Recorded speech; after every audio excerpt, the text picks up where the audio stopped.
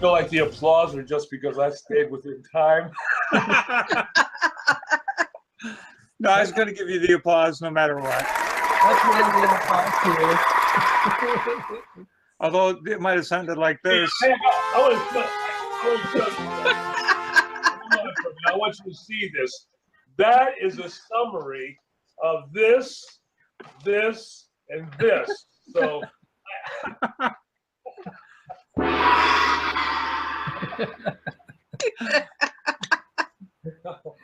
Oh shit. Okay. Good job. So- That should be the next year book. It's the one thing that I don't think you emphasized it anyways is the midst. Yeah. Yeah. That should be the name of your next book. Jesus in the midst. Jesus in the midst. Not made of the midst. Oh, I love it. That's Right. Jesus in the mist. No, in the midst. In the midst. Yeah. Can't be in the midst of two. You have to be in the midst of more than two. Yeah. We used to have Yep. a shower. We used to have a shower that just sprinkled. Yeah. And we called it the Maid of the Mist. And my-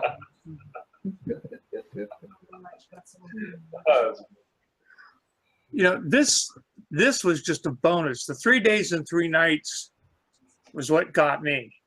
But boy, when I heard this teaching, it just solidified that these people knew what they were doing. Yeah. Oh, yeah. Yeah. I'll never forget that either, Don. That's exactly right. It was like, holy cat pee, Batman. There's five. yeah. And you can't deny it. I mean, you can, but you know, we didn't write this stuff. We just are putting it together, bringing it to your attention. Yes. Because there are other places where those words are added and they put them in brackets. That happens to be Yeah. one of them we found. That all of the people that taught us found. Awesome. Yeah, and I mean, it's not like we were the only group that figured this out either, because Bollinger figured it out. A few Yeah. others, I'm sure. 1800s or something. Yeah, 1800. So it's been around, this teaching Oh. for a while. Yeah. It just seems new because it's been lost for so long. Yeah.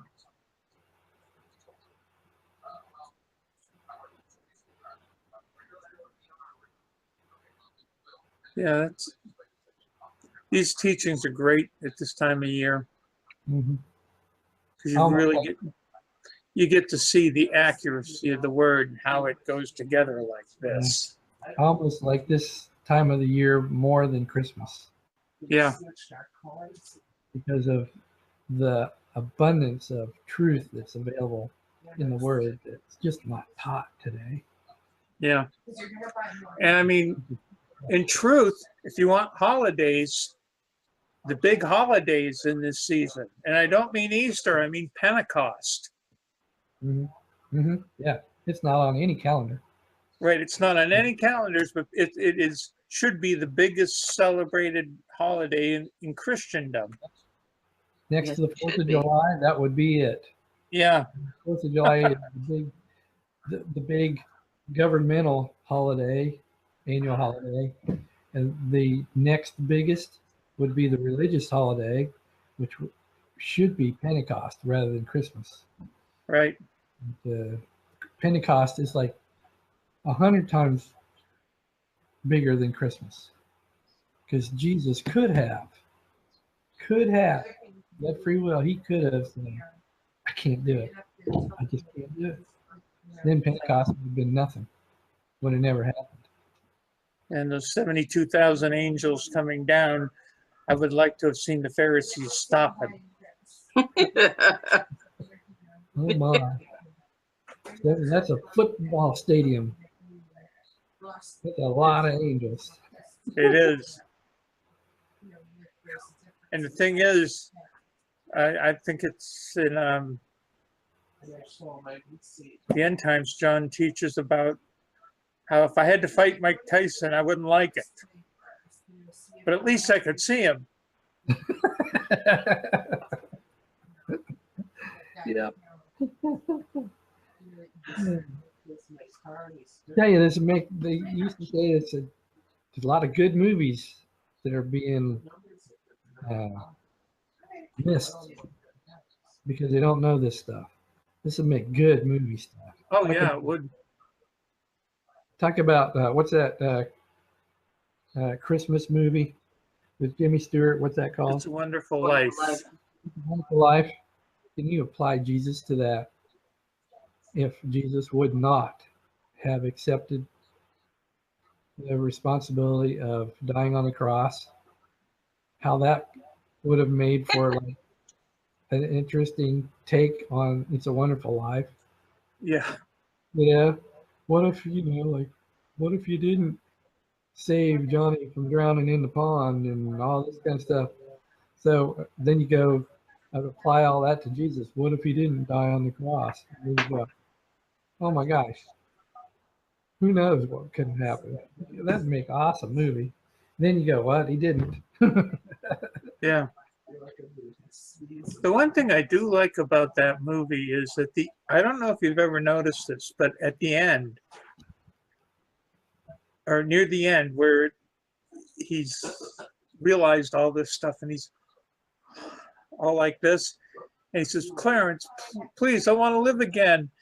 And then he says something else, and then he said, God, please let me live again. And the snow stops right at that point, and everything goes back. Yeah. I always love that part of that movie because they got it right. That's the one thing in that movie they got right. Yeah. But this would really make some Oh yeah. 10 Commandment style movies. In that category, you could really do just some really cool stuff. Yeah. Even if they did the 10 Commandments right, that would make an awesome movie. Yeah. But there's so much information about the last week of Jesus Christ. It's just, Yeah. yeah. It'd be like Star Wars. Yeah, part 5, part 5, 6, 6. part 7. You can do part 4 first, then you go back to part 2, then you do part 7, back to part 1. I just watched that today. That's Rogue. Back to went from what was it? 4, 5, 6, 1, 2, 3, 7, and now they just made the one in between 3 and 1 or 3 and 4. Yes. Yeah. That's cute. That's a good analogy for the Gospels, too. That's cute. Yeah, well, sounds a lot like the book of Revelation. It jumps here, it jumps over here. Mm-hmm. Yeah. Yeah, one of the big keys to that is where it's all this conversation between what was going on in heaven and what was going on earth. And if you really read through that thing, just distinguishing, okay, is this in heaven or is this on earth? Man, is that enlightening to that book. Because there are things going on in heaven and there are things going on earth. And it is really, really enlightening. And you're right, Don, it jumps back and forth because, and you have to really pay attention. The only thing that's even near chronological order is, I think, the last 2 chapters. Yeah. The end. The end of the beginning. The beginning of the end of the end of the beginning or the beginning of the end. The end of the beginning. Yeah. The way you tied that in with faith comes from hearing, and hearing by the word of God is really cool too, Don, because that is actually a figure in there, hearing and hearing.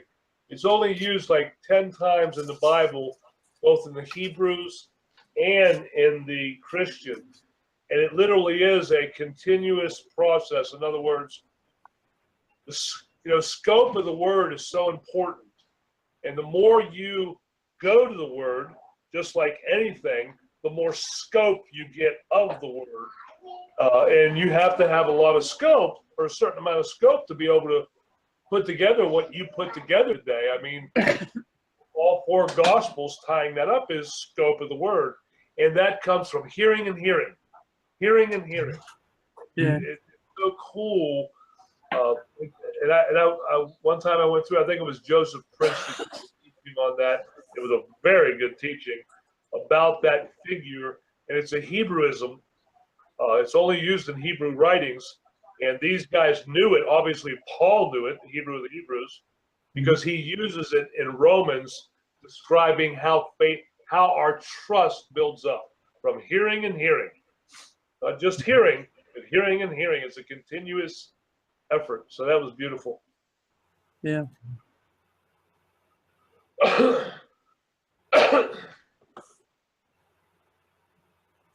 We always come back for more. Yep. Eat just one of those Pringles. Or Yep. Lay's, or whatever it was. Lay's potato chips. Yeah. Same thing. Yeah. Kind of reminds you of the old hymn, I love to tell the story. Oh, yeah. I love to tell the story because those who know it best seem hungering and thirsting to hear it like the rest. Oh, beautiful. That's good too. That is beautiful. One of the best. Ah.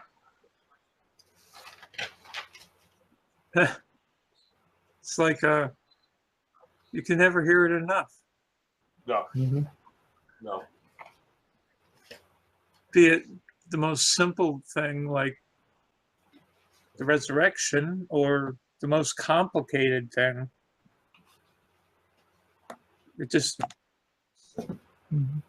But even the complicated things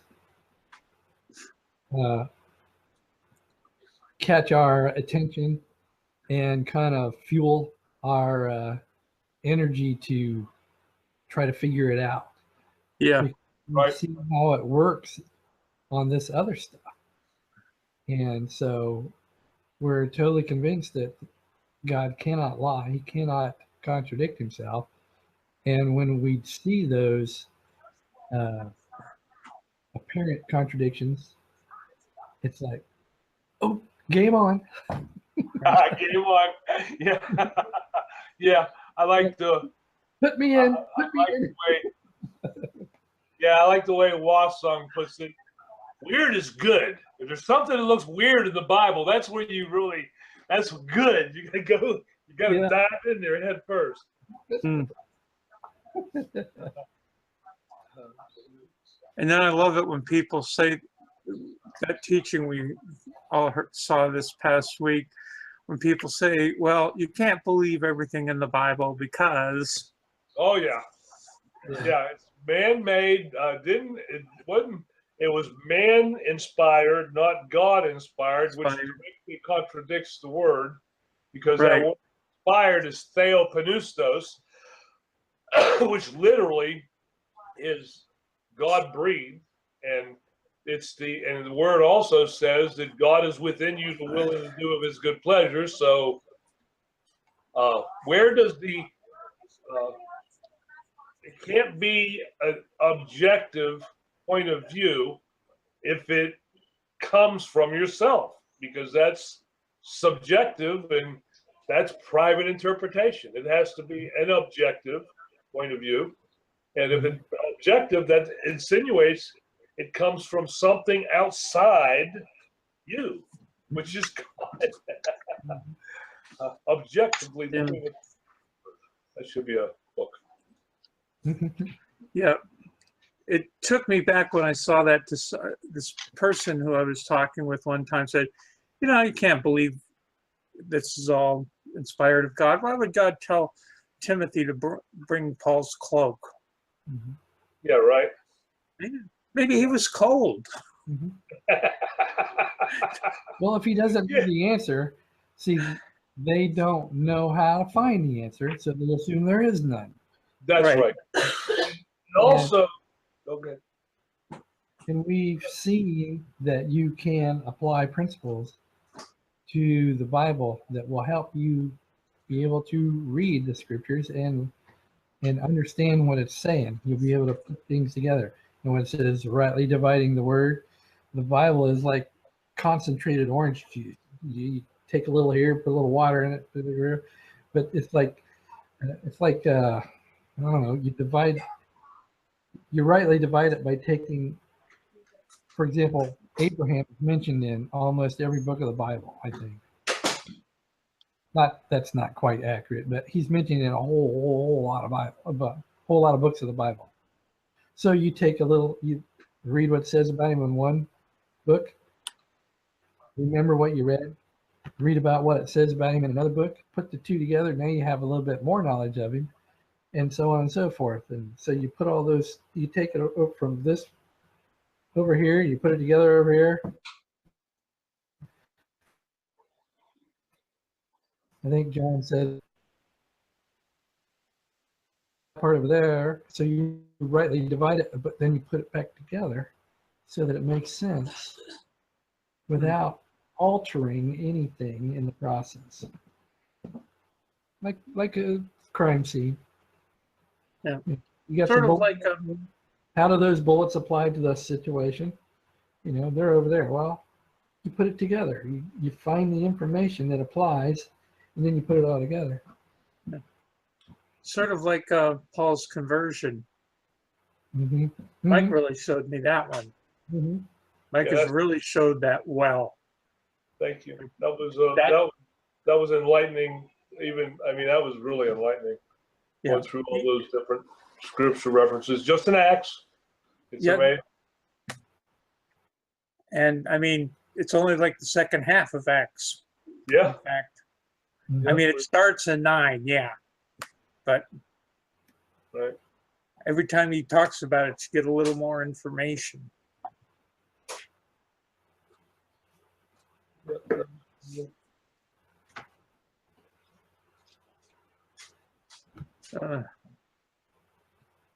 Yeah, it's another one of those silly seasons.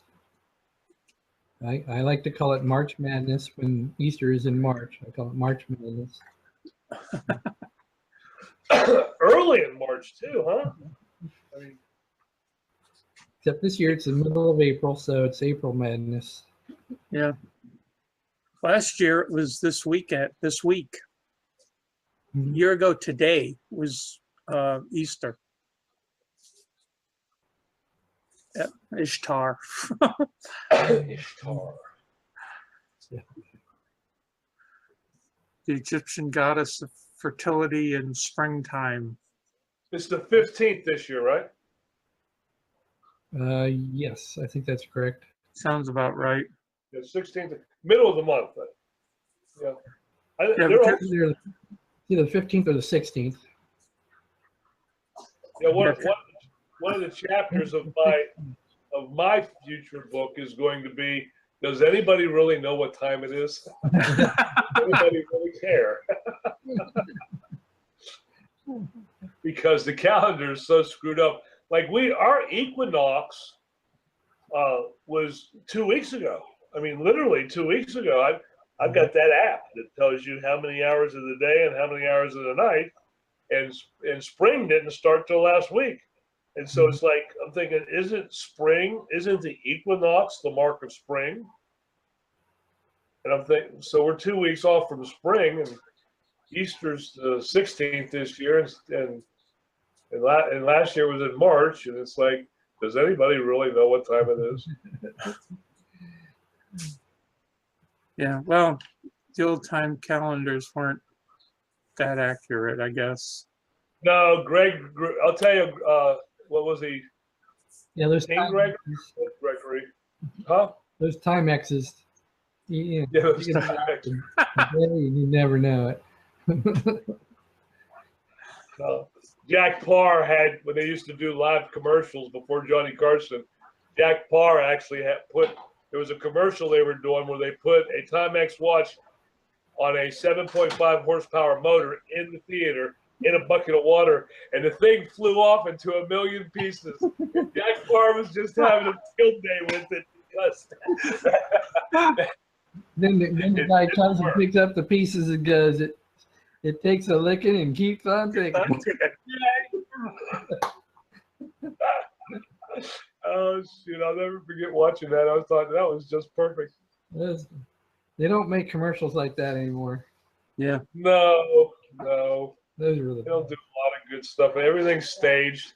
Everything's a show. Even Yeah. these reality shows and interviews and stuff, it's all pre-done and pre-figured. I watch a show called Adam Ruins Everything. It has nothing to do with Adam and Eve, but it's a guy named Adam, and he goes through and points out a lot of fallacies that people believe from laws that have been made. And I mean, it's really, really, really, really good. But one of them is just how, and as he's doing it on the program. He's explaining it to you, and he's staging it up to show you how staged things are. And it's one of like 30 programs he has on there. But he's cuter than all get, man. He's a little dorky little thing, but he really makes some real good points. Yeah. It's like the old Pledge commercials. Remember Lemon Pledge for putting on your table and making it look pretty? Yeah. What they do is they'd spray the other one and, go over the tabletop and just hold it and then say, see what it leaves? Then they spray the Pledge down. They take the same rag, they go over it, and then at the end they flip it over to do the last thing. Right. And it comes out gorgeous. So funny. Yep.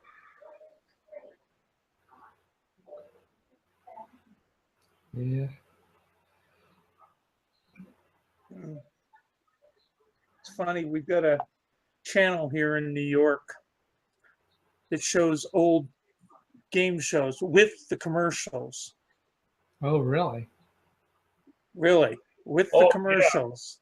Yeah, that's fun stuff. And the original commercials that ran with the show, and sometimes they are hilarious. Oh man, they are great. I love the ones with the doctors telling you Pall Malls are the healthiest cigarettes there are. I mean, 8 out of 10 doctors that we surveyed were smoking Yes. Pall Malls. Of course, we sent out cartons to everybody that week. yeah. Oh shoot, hilarious. Oh boy. Yeah. That's what I love about the word. The word, you don't have to be careful with the word in that area. You can trust what it says. Right. You don't have to question, did he really get up from the dead? Did he really? I mean, that sounds kind of, well, guess what? I speak in tongues. So he got up out of the grave. Yeah. Yeah, the other thing I've learned over the last, and this is just the last couple of months, this year anyways, is a statement that was made. The word is not truth. The word is the truth of what happened. Because there's a lot of things like Peter's announcement that this is the day that Joel spoken of by the prophet Joel. These guys are human, and it's brought that humanistic, because God not only wants us to know the truth, but he wants us to know about the people that learned the truth and how they learned the truth. Right. Examples of Paul's life and Peter's life. I mean, don't go to Jerusalem. Paul wasn't a perfect guy. He was a guy. And, he was a real live flesh and blood, not a deity from holy the Pope Paul the First. Or whatever. Yeah. Oh, Peter gave a sermon, so it must be correct. It has to be. It's in the Bible. Why would God tell him to say that? Truth of what he knew. Yeah. That's why I'm so glad we're presenting it as progressive revelation, because it just, it's how nature works. It's how we learn. Oh yeah, I'm seeing that just huge. Yeah, you don't graduate from the 12th grade until you've taken the first grade, then the Right. second grade, then the third grade, so on and so forth. Yeah, Yeah. You're not going to get a baby with a PhD. it's done in every field of study. There's prerequisites for everything. Yeah.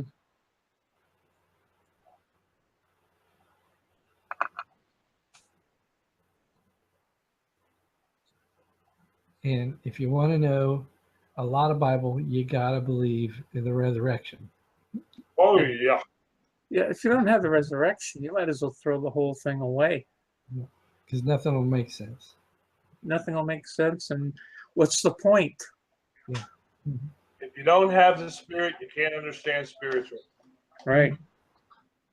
I mean, Natural man receives not the things of the Spirit of God; they are foolishness unto him, because they are spiritually discerned. right. Even the Bible will get you to Romans 10, 9, and 10. And once you get to Romans 10, 9, and 10, and it's not just Romans 10, 9, and 10, we use that a lot, but it's all about the resurrection and Jesus is Lord. Right. God raised you from the dead. Once you get to that, then boom, you've got the ability to see spiritually. Yeah. It's like I say in a lot of teachings that I've done. Romans 10:9 isn't an end; it's a beginning. Beautiful. Yeah, the new beginning. It's the new beginning. I mean, let's face it. You know, you can go straight from there to Romans 12, and you know, How to proceed from Romans 10:9, go to Romans 12. right? And Sign there. you know that's the springboard. Romans 10, 9, and 10. Then you're off and running into a whole new thing that nobody had ever conceived of.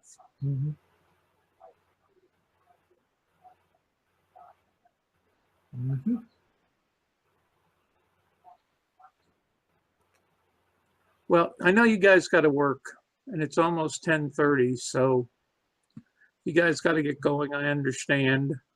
We love you guys with all our heart. Same here, Mike. Love you too. Love you, Chris. Love you, Chris. Love you too. Good night.